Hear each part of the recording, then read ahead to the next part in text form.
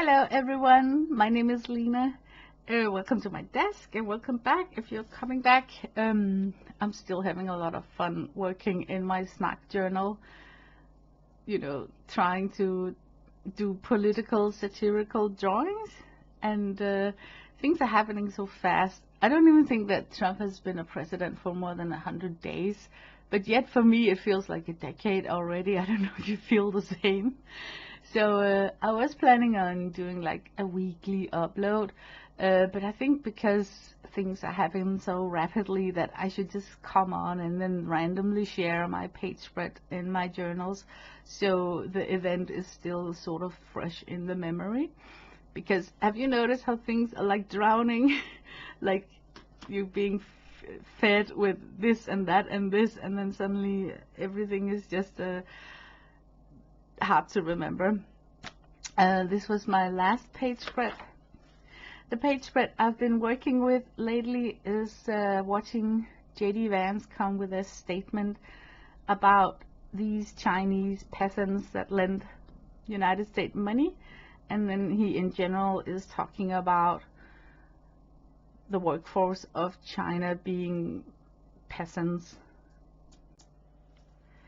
So I wanted to do a page spread about that, and then I looked at the Lynda Barry, who suggests that I should draw a Chinese factory worker doing something daily. So my choice was to draw a automated factory making cars, and then the technician thinking Guess Vance thinks Wi-Fi runs on pitchforks, and then in the back there is a TV flat screen where Vance is coming with his statement about these Chinese peasants, and then I chose the header, high-tech, low respect. So that was my page spread that came out of that statement. And I want to say that this is actually one of the first times where I really had to do some fact checking first, because in these days where we have so much AI, and I assume it's possible for people to make like fake uploads, I honestly thought that I was looking at some fake news because I was thinking this is so disrespectful, and you don't degrade a country that you depend on financially for granting more loans and also keeping the loans that you already have taken. So I thought, no, I'm hearing wrong, because I don't know. And also I want to talk about this view of how the culture is maybe viewed upon in J.D. Vance's eyes, because to me it looks like he is like 40 years back in time. His way of thinking like that is somewhat like a thought that belongs in 1990 or something.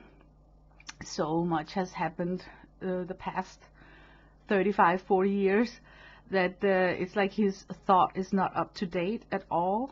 And I think he should really take a trip to China and be blown over.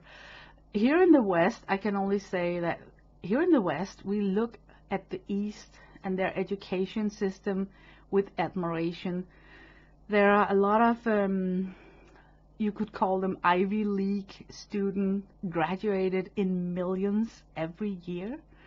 And the way that they're able to, in education, to hatch merit that you can directly use in a corporate is just amazing and stunning.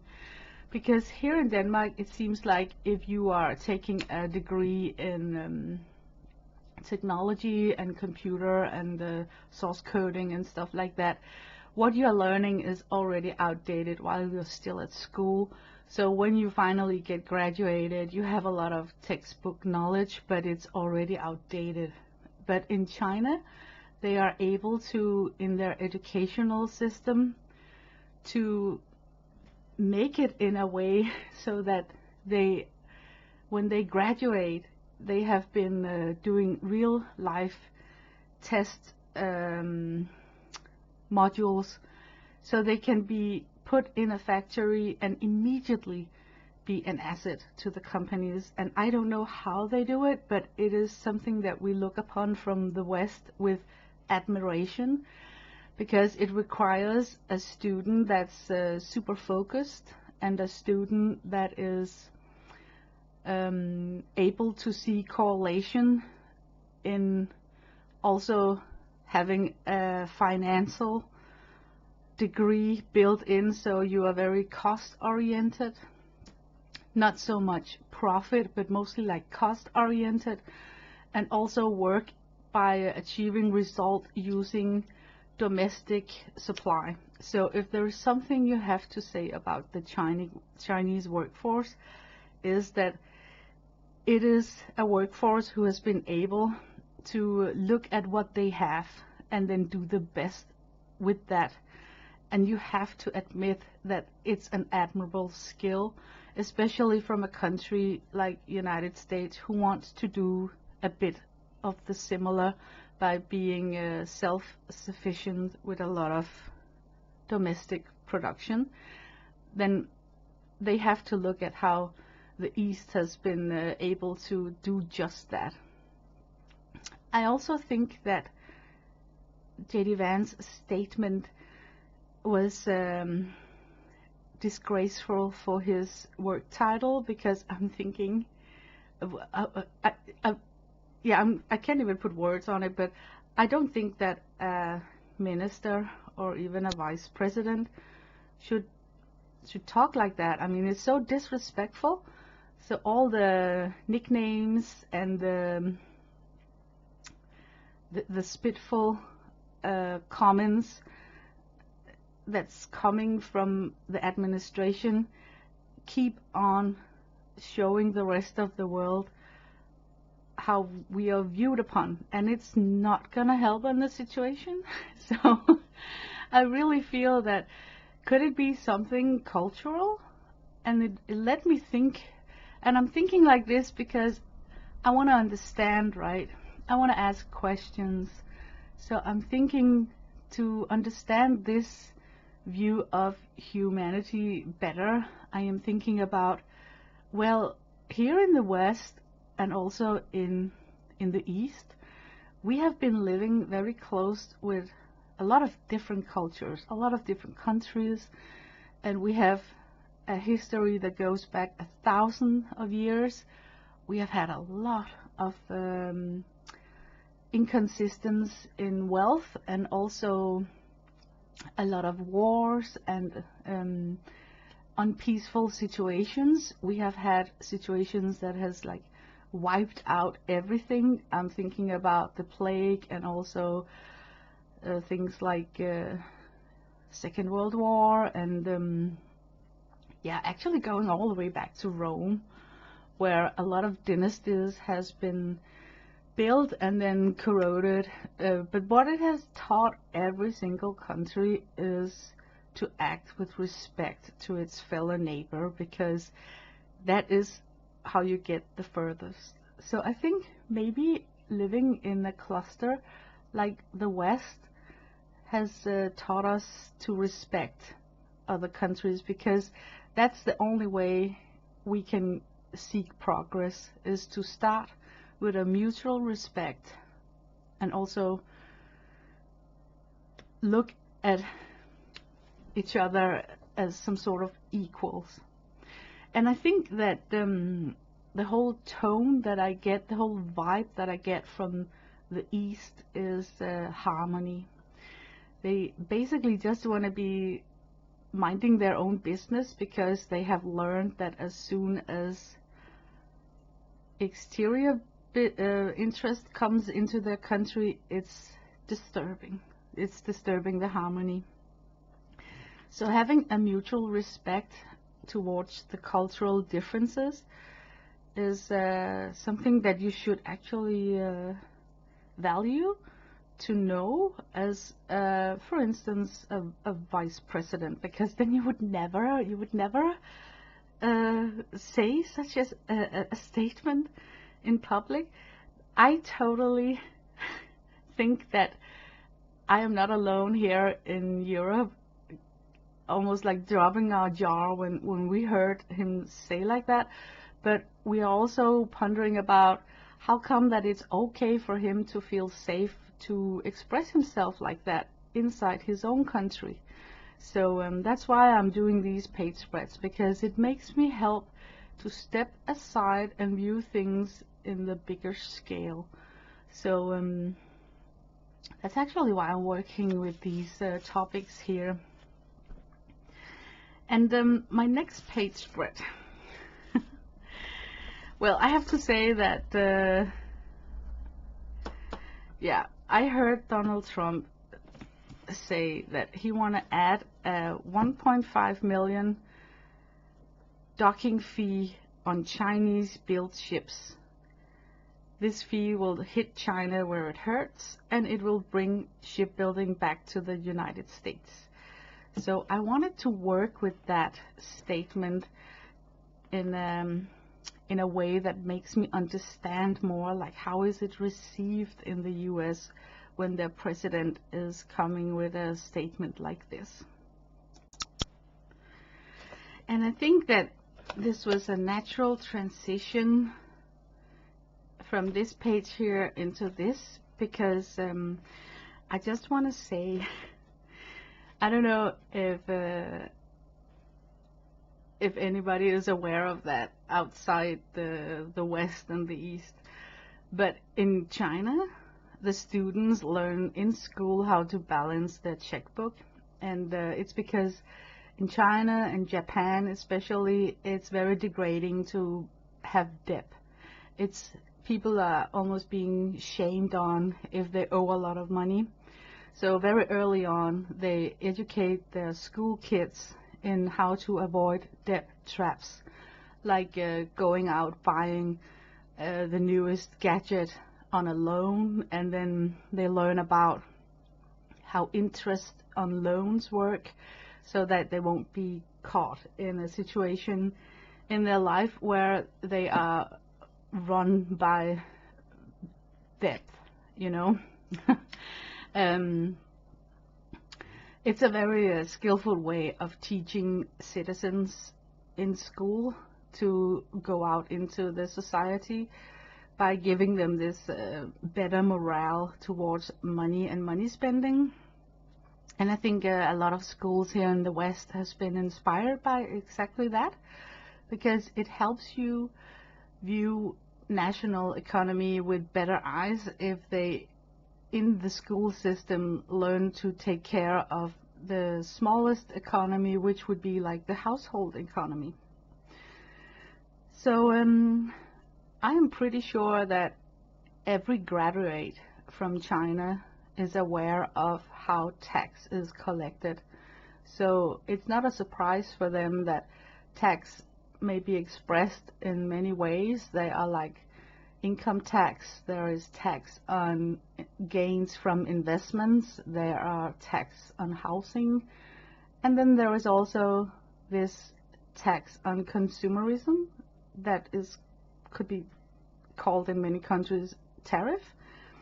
So a lot of people here in the West, and also I think in Asia, was kind of surprised how come that the American citizens don't really understand how this tariffs works, because we are taught about that in school. So how come that they sort of, it seems like a lot of people are getting confused about what is a tariff and how does it actually work. So I thought that the transition from this page to this is perfect, because it kind of shows that these so-called peasants would never be fooled by anything like this, and that might put things a bit in perspective. I have drawn this drawing here using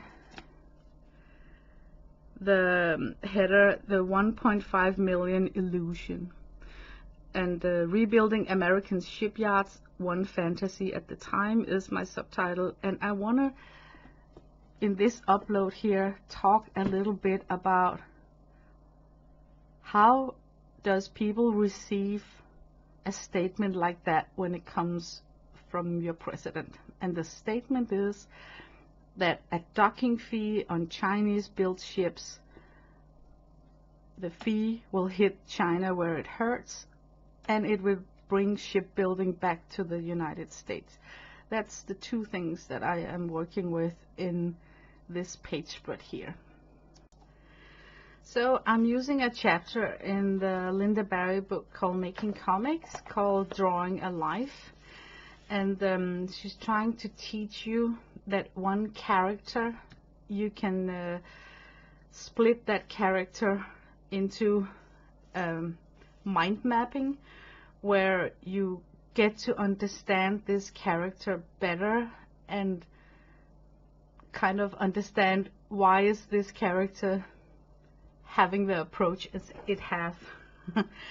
And it's a way to put into words that we know some things about the character and we are not making it up.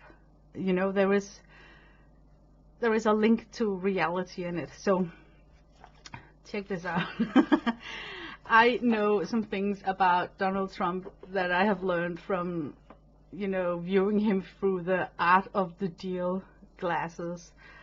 So I know that he is deliberately communicating to the country a docking fee on Chinese-built ships because he wanna hit something special. And then he's going further on saying it's gonna hurt China and it's gonna bring back shipbuilding into the country. So using the Lynda Barry method, I was thinking his statement could be broken down into targeting different kind of ears, depending on who he is talking to.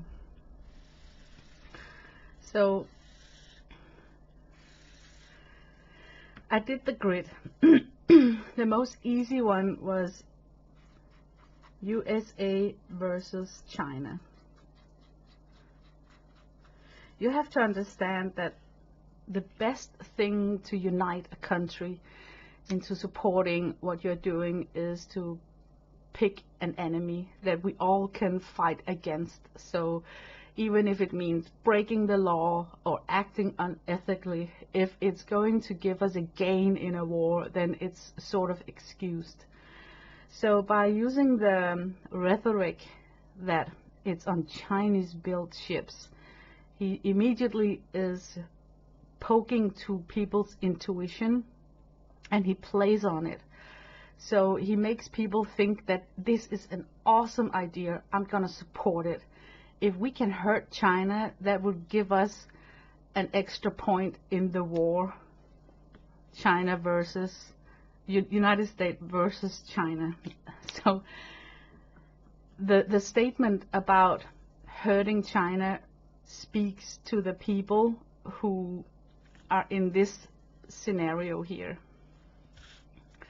Then there are other peoples who kind of ponder about the Chinese build.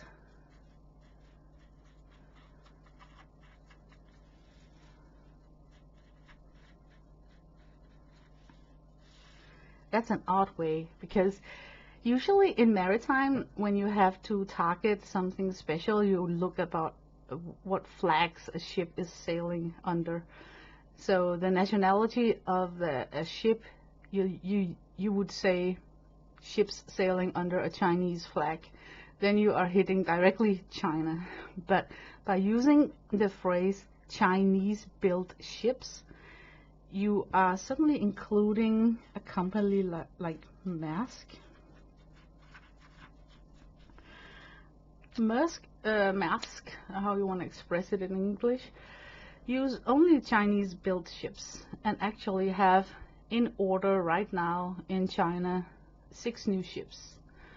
And by using the phrase Chinese-built, you are sort of hitting wider. Now you're suddenly not narrowing down ships that sails under a Chinese flag. So that is odd, right? And then I also think that the whole shipyard, it's okay, I'm gonna write shipyard.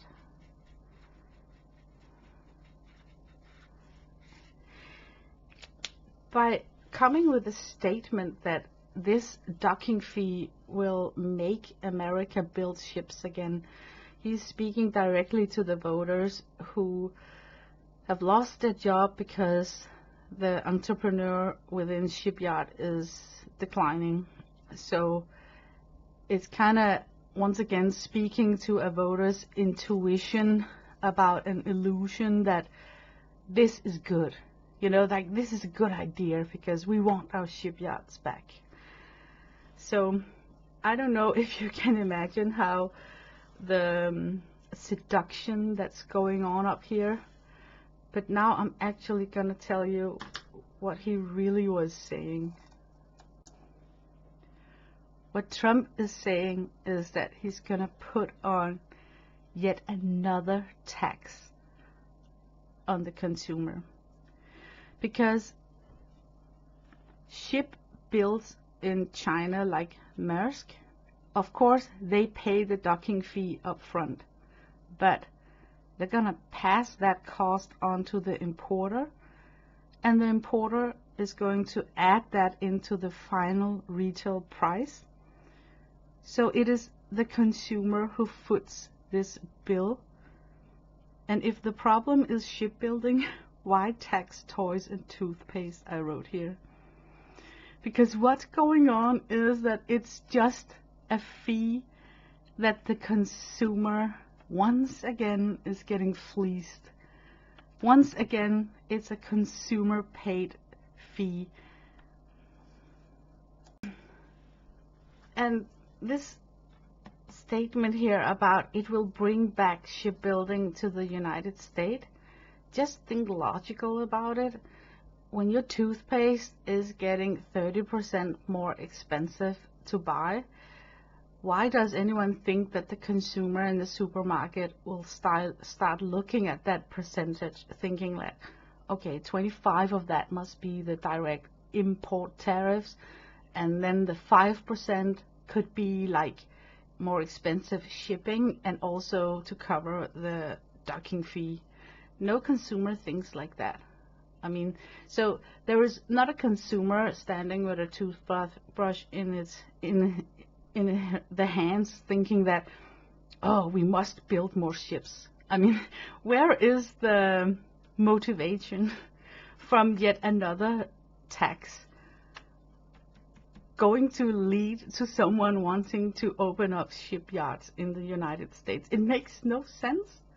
And I want to talk about, if your government really wanted to help out shipyards in USA, they would do a direct investment. There would be like some sort of funding going on from the government, and then directly invest in that area, either by creating jobs directly, and they could do that by funding education and upskilling, like fund a trainee program for welding, engineering, and ship design, and especially targeting like young and unemployed workers. And then they could also have the kind of agreements that when shipyards are giving the newly educated workforce a job, for instance, 40% of their wages will be refunded by the government the first 6 months. So that way you will give the shipyards a helping hand the first 6 months when they have to grow, by refunding 40% of the newly educated's salaries. So that way you kind of guarantee that young people are almost like guaranteed a work if they take this education and a job afterwards, you know. There is also like public orders, like he could say something like for every time the Navy or the Coast Guard or you need an icebreaker, it must be built in a national shipyard. And then they would receive some sort of a premium price to do so. That's also a way to support bringing back shipbuilding.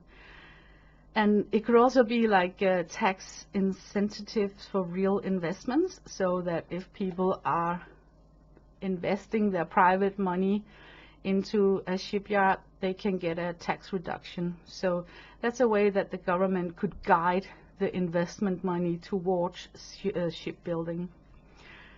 And those are the things you want to look after in the administration when they comes with a claim that now we are helping shipyards.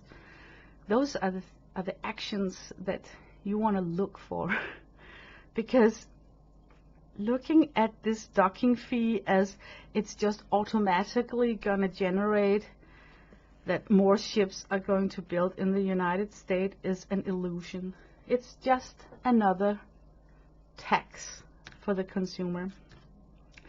So it brings me back to this fishbone here. I can see that he is gaslighting the people who are all soaked up about we have one enemy and it's China.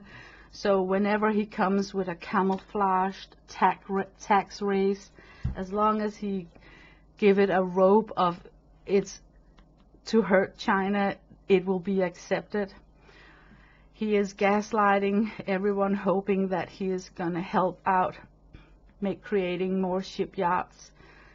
And he is making it very confusing for people who can see through the semantic of why doesn't he speak like other normal people, saying like a ship sailing under a Chinese flag. Why is he deliberately using the word Chinese built? Because it's actually gonna hit much wider than just ships from China. It's gonna hit like everything shipped from Holland to United States by a Maersk ship. Then I'm thinking, could he be so stupid? I mean, is he so used to that people are just believing everything he says? So could he be so stupid that he actually thinks he is printing a card? So I'm thinking about this scenario here. Who owns Maersk? That's a Danish company. Does he think that he is intimidating a Danish politician in thinking like, oh no, now Maersk is gonna pay a docking fee and it's gonna bring Maersk to its knees? So when we go to the negotiation table and have to negotiate tariffs, this is one of his own homemade printed power cards that he can say, if you give us Greenland, we will not do anything about that bill. I mean, could he really be that stupid? I don't know. But I can tell you so far, if a peasant here in Denmark, aka myself, can figure this out and see right through it, why does he think that a Danish politician wouldn't be able to? So I've made this drawing spread here with Trump sitting in his office printing his own deck of power cards. So I noticed that his press secretary at the White House is proud of saying that Donald Trump is playing 4D chess with the world using his negotiation tactics from The Art of the Deal. So thinking about this, I made this page spread and I called it The Bluff on the Trojan Horse in Chinese-Built Ships Docking Tariff. And then we got Donald Trump sitting here saying to himself, nobody prints power like I do. And he's got Greenland reserved.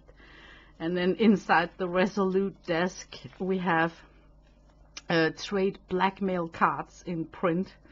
And we got a Chinese peasant sitting in there asking, another deck, Mr. President? And it's the Deal Makers edition, and the card press is made in Guangdong. Guangdong. I cannot express it. And I ask myself, could the 1.5 million docking tariffs be nothing more than a bluff in Trump's high-stakes Greenland gambit? Because it looks like, if he thinks he can manipulate and gaslight his own voters, he probably also feels that he can do that with politicians around the world. So far, the Danish negotiation deck, what he got in his hand is that he got some tariff threats on medicine, where he, as a bonus, is going to hit Novo Nordisk, which is the biggest company in Denmark that is exporting medicine to the United States, and I think it's because of the Ozempic medicine. And then he's got that faux docking fee threat that he might think is viewed upon as a threat against Maersk, which is our biggest shipping company in Denmark, and it's covering worldwide shipment, and especially is specialized to ship to the United States. And then he, of course, also have that nasty card about the chlorinated chicken. So, of course, my page spread is taking the view from a Danish person, because I cannot help analyzing his moves from my backyard, thinking like, how will this impact my country? So this was a new way of making a page spread, because this is not some sort of a satirical joke that's funny. It's actually just my thoughts put down on a page spread after using this assignment in Lynda Barry, where you get to know your character better, where you kind of look at a character, in my case that's Donald Trump, and kind of look behind what's going on behind his golden hair locks. I mean, is he brewing something that he feel he will be able to spew out and then manipulate people into thinking different scenarios? So I think that this Chinese-built docking tariff is a bluff, because first of all, if a man like Donald thinks that he can make a quick buck, a quick earning on something, he would do it right away. But this has a 180 days cast. Like, he says that it's something he's gonna do in 180 days.